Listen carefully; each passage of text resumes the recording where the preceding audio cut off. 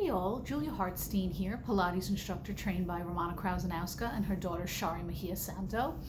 I wanted to go over a little bit about scoliosis and Pilates because a lot of people don't realize in midst of doing workouts, right? I like to teach a lot of people who have injuries and ailments.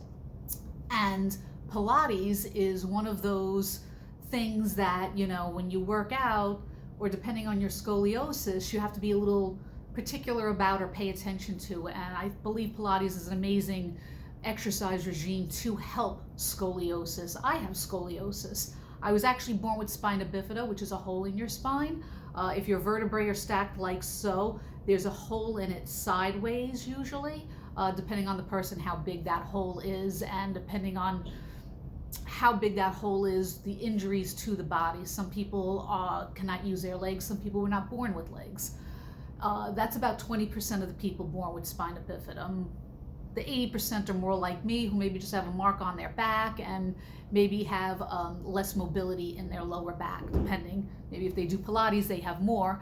That being said, I have that and scoliosis, which is a curvature of the spine. It's usually an S-curve. So if your spine is straight up and down like this, usually it goes in an S-curve and tilts and twirls depending on where your rib cage is and your hips. We often talk about the Pilates box, shoulder to shoulder, hip to hip lines connecting. I always say there's three boxes: your hips, your waist in between your hips and your rib cage, and then your rib cage area. And depending on scoliosis, it could look like this, right? And Romana said, when you talk about your Pilates box, you always want your box to be square, right? We can do all this on the dance floor, but in Pilates, it's this. And so a lot of when you're working with scoliosis is helping those who feel or who have scoliosis to feel even, right? Because if I'm normally like this feels even to me. So when I even it out like this, it feels like I'm off to the side, and I call it Quasimodo, right? Because it's just such an odd, ridiculous feeling. And that's partly what you're learning to adjust when you're working out, right? Because it's very important to watch yourself while you're working out. Oh, is this arm higher than this one while I'm moving, right? You're looking to make them even. And oftentimes when you're looking to make yourself even, it doesn't feel like it in the body at all. It's very frustrating, as a matter of fact.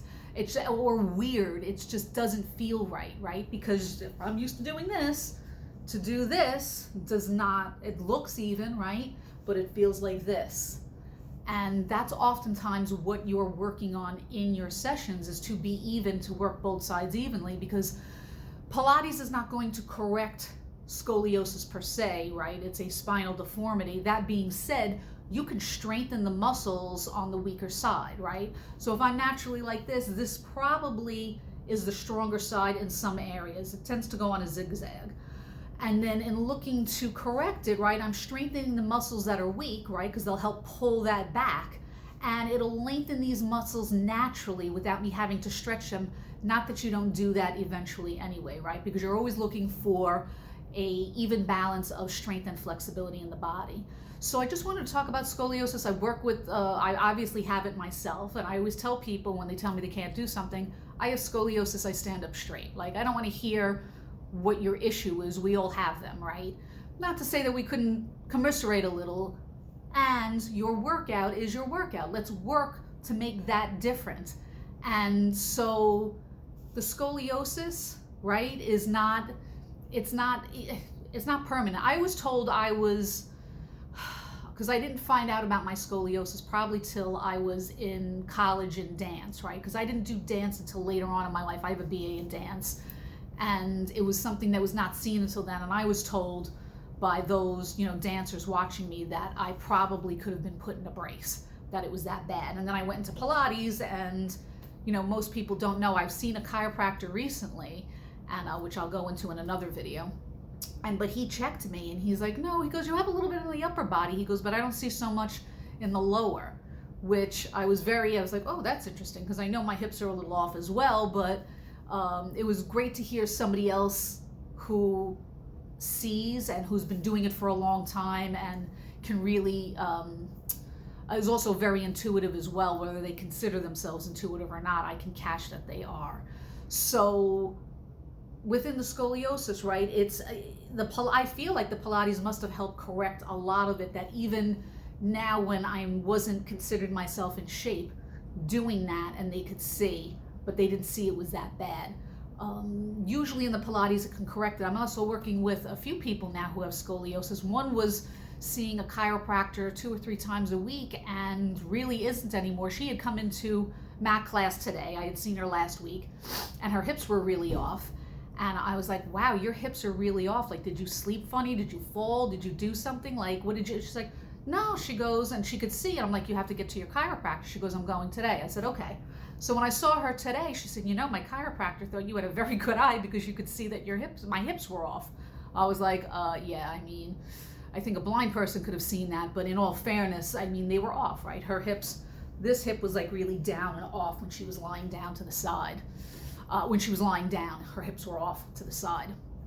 So that is one person I've been working with. Another recently is training for a marathon.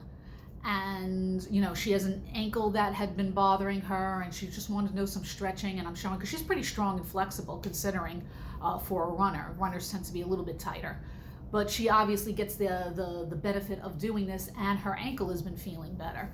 So I just wanted to share a little bit about the scoliosis and my journey with it, and in working with others. If you have scoliosis, there is a way to help make you strong and flexible and not have it go into your scoliosis. And if you're hearing this, just take those ideas with you no matter what you do, whether you're doing CrossFit or swimming or, you know, whatever you like to do. Think about your body being even.